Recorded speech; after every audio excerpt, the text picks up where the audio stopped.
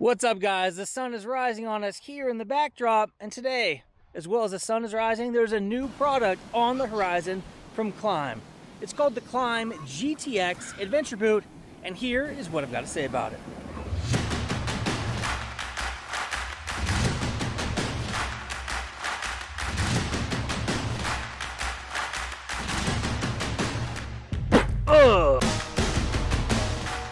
Now, these GTX boots I got the privilege of getting in my hands at the early stages of 2020, back before the pandemic hit and back before anybody knew the craziness that was going to ensue over the next several months. Now, I wore those boots every single day for 4 months straight.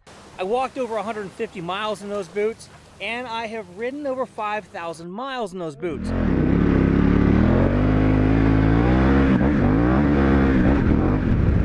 Wore those boots every single day. We went through water, we went through snow, we went through rain, we went through all kinds of different types of terrains. But if this isn't a good test for the Gore-Tex on both the boots and this Hardinger chute, I don't know what is. I am getting blasted by the wake of that front tire. So that was a top secret boot. I used them in my Chaparral Motorsports tire testing videos. I'm Bradshaw, and today we're going to be taking this 1190 Adventure R out into the real world and putting these Mitas or Mitas E10 Dakar tires to the test. Because I used them all kinds of places, but they were hush hush.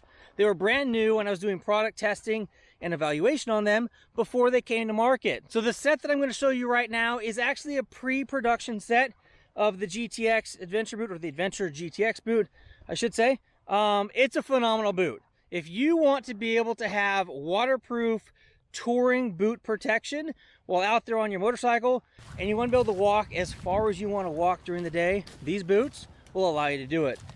Now, taking a quick look at these boots, this is what the boots look like after I had ridden them for over 5,000 miles and walked over 150 miles in them. Now, when I first slipped into these boots, here are some of the key points that I documented as I was pulling them out of the box and putting them on. Overall, the boot had great comfort. The sole felt really nice and airy and flexible. The fabric at the ankle and Achilles folded really easily. Now, that's one thing about these boots, is I wish there was more ankle protection. It's not an off-road riding boot. It is an adventure touring boot, so please keep that in mind. The toe box of this boot is extremely large, so if you're a guy who has a larger foot, these boots are going to fit absolutely perfectly. The Gore-Tex liner on the inside is just over 8 inches tall.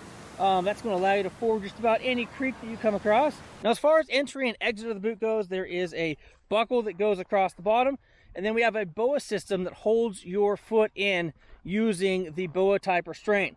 And that allows the boot to tighten up in a uniform manner with the use of a steel cable. Now, the sole in those boots is extremely thick. I actually had to adjust my shifter up in order to make them work. I thought that was a little bit cumbersome to begin with. But at the end of this particular test, I did notice that you can change the thickness of your sock depending on the season that you ride in. If I rode in a nice thin sock, I had lots of room up there. There was lots of airflow. And if it was cold in winter, I was able to wear a really thick winter sock and still have enough room for my toes to not be uncomfortable up there in the toe box.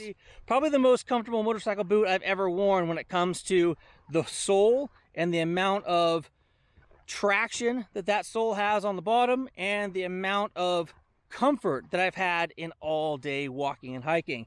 Another place I wore those boots to was the King of the Hammers. So we adventure rode out there.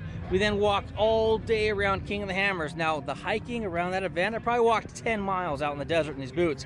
Phenomenal comfort and protection while out there in the dry, arid, rocky desert.